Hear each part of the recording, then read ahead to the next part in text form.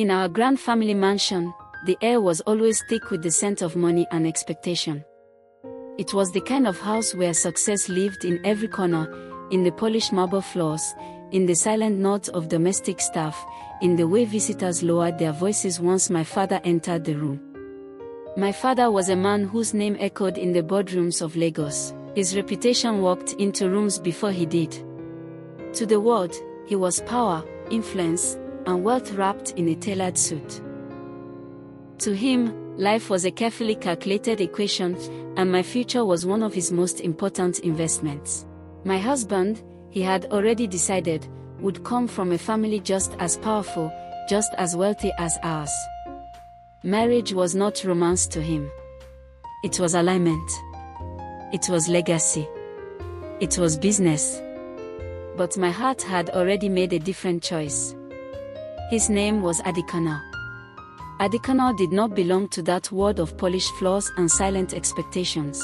His wealth wasn't stored in bank accounts or inherited properties. It lived in his kind eyes, eyes that listened, that noticed, that understood. It lived in the poems he wrote just for me, words carefully chosen and handwritten under the shade of the jacaranda tree, where purple petals fell softly around us as if nature itself approved of our love.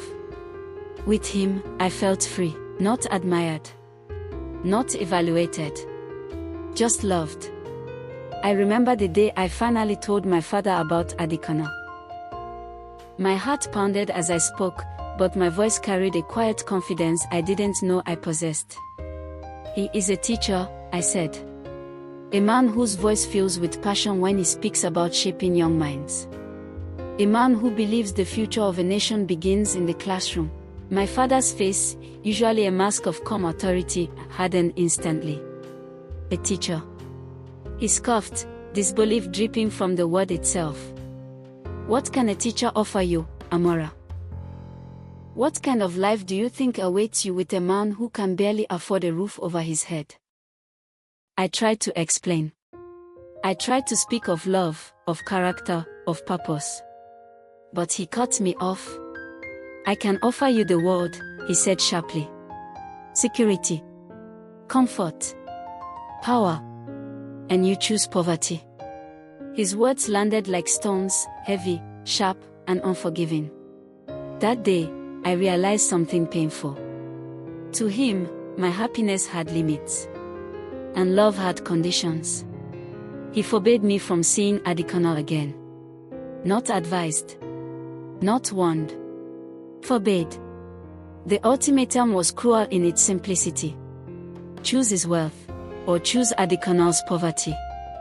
Later that night, my mother came to my room, her voice low, her eyes filled with concern and quiet fear. She held my hands the way she did when I was a child. Think of your future, my dear, she whispered. Love doesn't pay the bills. I understood her. She had learned to survive by compromise. She believed she was protecting me. But the love Adikana and I shared felt richer than all my father's gold. It gave me peace instead of pressure.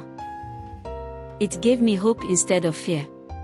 I saw a future with him, not filled with luxury cars or designer clothes, but with laughter that came easily, shared dreams spoken without shame, and the simple joy of building a life together, brick by brick.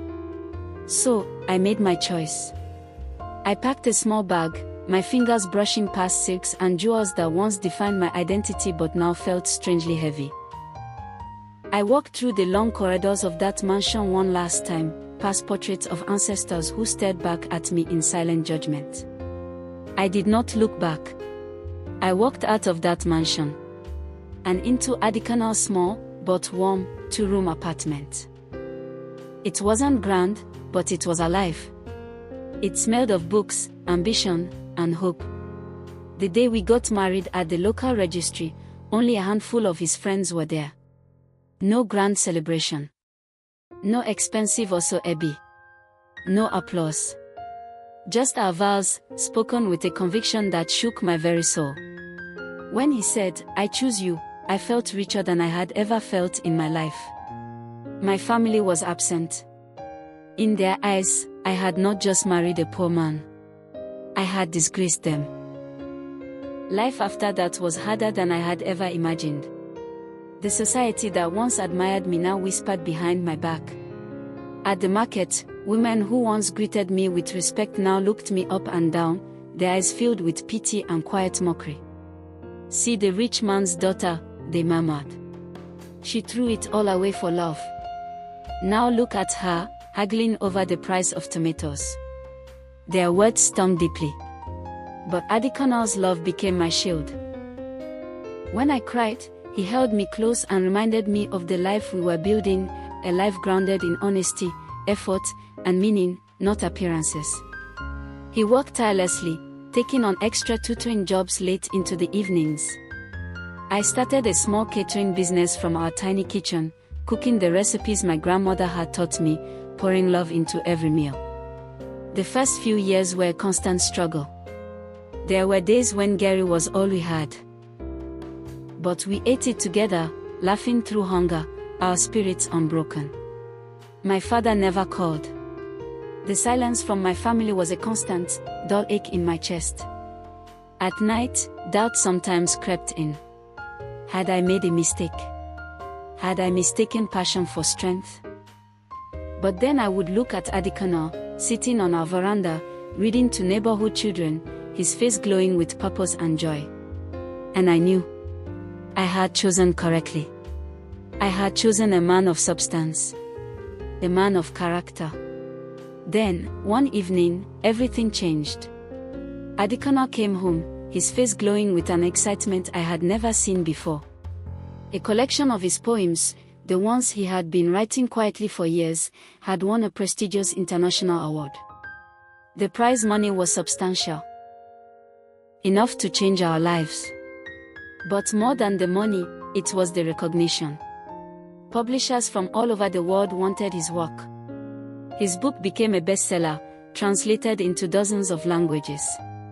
Suddenly, Adikanal, the poor teacher, was a celebrated author. Our lives transformed. We bought a beautiful home, not as large as my father's mansion, but filled with books, light, and love. We started a foundation to improve education in underserved communities. I expanded my catering business, opening a restaurant that soon became the talk of the town. We were successful, not because of inheritance, but because of hard work, talent, and unwavering belief in each other. The same people who once mocked me now sought my favor. "Oh, Amora," they'd say, "we always knew you were a smart girl. You saw the king in him when he was just a commoner." Their hypocrisy amused me. But the biggest change came from my father. One day, his polished black car pulled up in front of our home. He stepped out slowly, looking older, more fragile than I had ever seen him. In his hand was Adikanal's book. He looked at me, his eyes filled with regret too heavy for words. "You were right, Amora," he said quietly. "I was a fool. I measured a man's worth by the size of his wallet, and almost lost the most precious thing in my life because of it. Can you forgive me?" Tears streamed down my face as I ran into his arms. That day, my family was finally whole again. My father grew to love Adikanal, admiring his intellect, his humility, and his generous spirit. He came to understand that the worth Adikanal gave me was something money could never buy. A partnership built on respect, a love strong enough to withstand storms, and the quiet strength that comes from choosing your own destiny. My story is a testament to this truth. True worth is not about what you have, but who you have beside you. It is about following your heart, even when the world tells you you're wrong.